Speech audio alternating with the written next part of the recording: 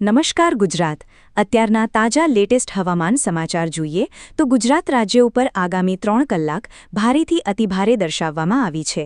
ગુજરાત રાજ્ય ઉપર હવે પછીના દિવસોની અંદર અરબ સાગરમાંથી આવતી જે લો પ્રેશરવાળી સિસ્ટમ છે એ અરબ સાગરના દરિયાની અંદર ખૂબ જ આગળ આવશે. મુંબઈ અને મહારાષ્ટ્ર સાથે ગુજરાતના દરિયાકાંઠાના વિસ્તારોની અંદર આ સિસ્ટમ ટકરાશે અને એક વાવાઝોડું ઉત્પન્ન થશે. આજના તાજા હવામાન સમાચારની અંદર જોઈએ તો મિત્રો ગુજરાત રાજ્યની અંદર આગામી દિવસોમાં વાવાઝોડાને લઈને એક સૌથી મોટી માહિતી મળી રહી છે. જાણીતા વામા નિષ્ણાંત અંબાલાલ પટેલે કહ્યું છે કે અરબ સાગરના દરિયામાંથી પશ્ચિમી વિક્ષેપ તરીકે એક લો પ્રેશર સિસ્ટમ બની હતી એ હવે સાયક્લોનિક સર્ક્યુલેશનમાં ફેરવાની છે અને આ સિસ્ટમ ગુજરાત તરફ આગળ વધશે. એટલે આગામી 3 થી 5 દિવસની અંદર તેની વાતાવરણની અસર છે એ આપણા ગુજરાત રાજ્યની અંદર સૌથી પહેલાં જોવા મળશે. અને ખાસ તમને આજના વિડીયોની અંદર એ પણ જણાવી દઉં કે બંગાળની ખાડીની અંદર જે લો પ્રેશર સિસ્ટમ સક્રિય થઈ છે આ લો પ્રેશર સિસ્ટમના કારણે 15 તારીખ સુધીનું વાતાવરણ કેવું રહેશે, 15 તારીખ પછીનું વાતાવરણ કેવું રહેશે અને આવનારા જૂન મહિનાની અંદર ગુજરાત રાજ્યની અંદર ચોમાસાના વાતાવરણ છે એ કેવા રહેશે એ દરેક આગાહી તમને આજના વિડીયોની અંદર જણાવીશું. ખાસ કરીને તમે આજનો વિડીયો છેલ્લે સુધી જોતા રહેજો અને તમારા દરેક વોટ્સએપ ગ્રુપ, ફેસબુક ગ્રુપમાં આજનો આ વિડીયો શેર કરી દેજો. હવે મિત્રો તમે અહીંયા જોઈ શકો છો અરબ સાગરના દરિયામાંથી આવતા જે પશ્ચિમી વિક્ષેપ હતા એના કારણે વાતાવરણની અંદર ઘેરાવો બન્યો અને આ ઘેરાવો જે છે એ સાયક્લોનિક સર્ક્યુલેશનમાં ફેરવાનો. હવે આવનારા દિવસોની અંદર એટલે કે 11 તારીખથી જે છે એ આ જે ઘેરાવો બન્યો છે સાયક્લોનિક સર્ક્યુલેશનમાં એ અપર એર સાયક્લોનિક સર્ક્યુલેશન સુધી પહોંચશે અને લો પ્રેશરવાળી સિસ્ટમ જે અત્યારે મધ્ય ભારતમાં જોવા મળી રહી છે એવી જ લો પ્રેશર સિસ્ટમ એક બંગાળની ખાડીની અંદર અને દક્ષિણ ભારતની અંદર છે એ જોવા મળશે. એટલે ગુજરાત રાજ્ય તરફ તેની સીધી અસર છે એ આપણે જોશું. તો હવામાન સમાચાર દ્વારા જે માહિતી આપવામાં આવી છે એ તમે જોઈ શકો છો. સૌપ્રથમ તમે આ મેપમાં જોઈ શકો છો. આ મેપ જે દર્શાવવામાં આવી રહ્યો છે એ સેટેલાઇટ ઇમેજના માધ્યમથી લેવામાં આવેલ મેપ છે. મેપની અંદર આ ભાગ તરફથી એટલે અરબ સાગર તરફથી બંગાળની ખાડી તરફ પવનોનું વહન થઈ રહ્યું છે.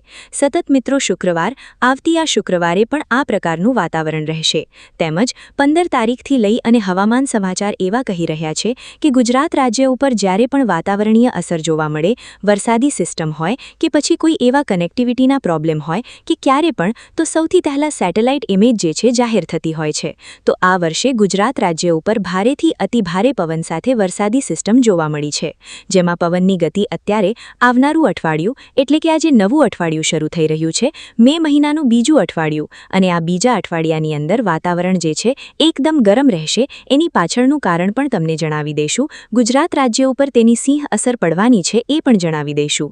અત્યારે તમે જોઈ શકો છો અરબ સાગરના દરિયામાંથી આ પ્રકારનું પવનનું ઉગમ છે ચાલુ રહ્યું છે. એટલે કે એવું કહેવામાં આવી રહ્યું છે કે અરબ સાગરમાંથી જ્યારે બંગાળની ખાડીની અંદર ટ્રફ લાઇન પસાર થતી હોય છે તો એ ટ્રફ લાઇન મ્યાનમાર, વિયેતનામ તેમજ થાઇલેન્ડ જેવા દેશોમાંથી આગળ વધી ત્યાંથી જે છે એ ફરી વખત પૂર્વ ભારત તરફ આવે અને પૂર્વ ભારતના જે લો પ્રેશરવાળા એરિયા હોય છે ત્યાં વરસાદ પડતો હોય અને વરસાદના કારણે પૂર્વ ભારતમાંથી એક સિસ્ટમ ઉત્પન્ન થાય અને એ મધ્ય ભારત અને ત્યાર પછી ગુજરાત તરફ વધે એટલે ચોમાસું છે એ લાંબુ ચાલે. આ સાયકલ એવું દર્શાવે છે કે ચોમાસું આ વર્ષનું જે છે લાંબુ ચાલવાનું છે.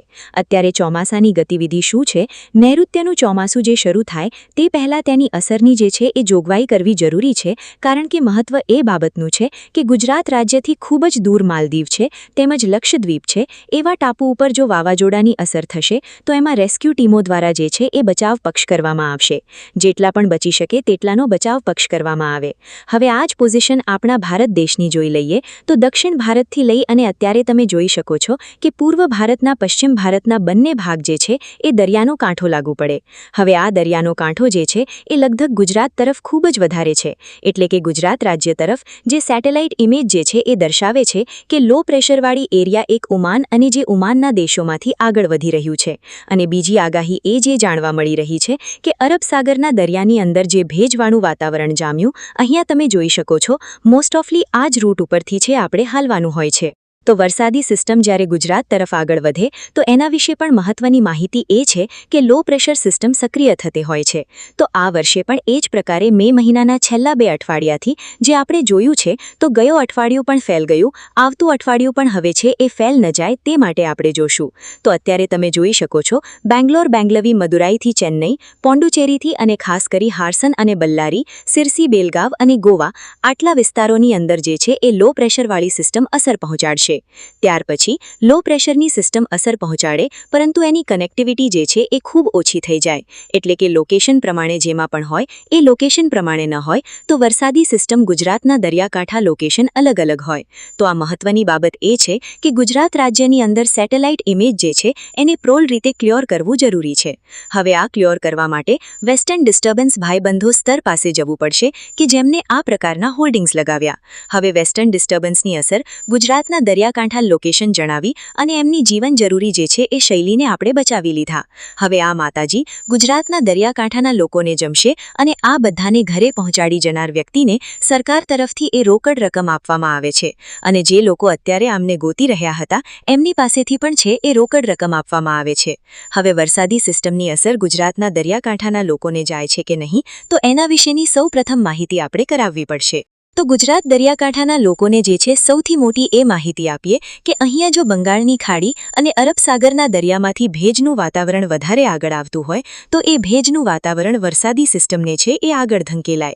પરંતુ અત્યારે ભેજવાળું વાતાવરણ બનશે નહીં, એકાદ 2 થી 3 દિવસ માટે છે એ ભેજ રંગ આગળી રહેશે.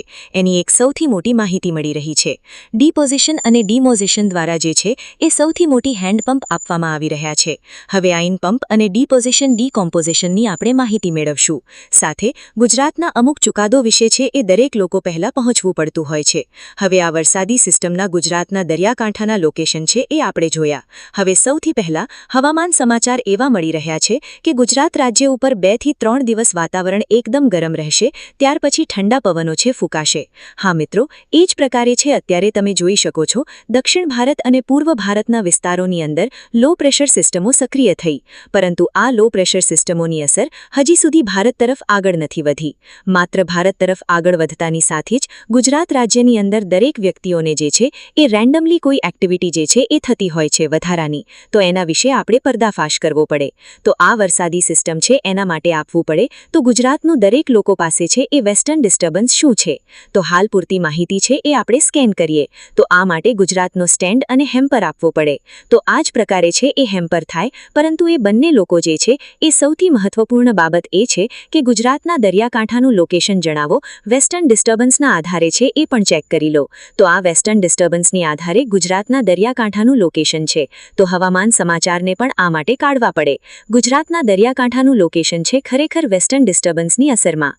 આ એક સૌથી પહેલા મહત્વપૂર્ણ બાબત બની છે કે જેના માધ્યમથી ગુજરાતના દરિયાકાંઠાના લોકેશન છે એ મહત્વની બાબત બને. તો આ જ પ્રકારે ગુજરાતના દરિયાકાંઠાના લોકેશન જણાવી અને બાબત પીવે. તો આ પ્રમાણે માહિતી અલગ અલગ ગુજરાતના દરિયાકાંઠા લોકેશનને છે એ સૌ પ્રથમ આપણે જણાવવું પડશે.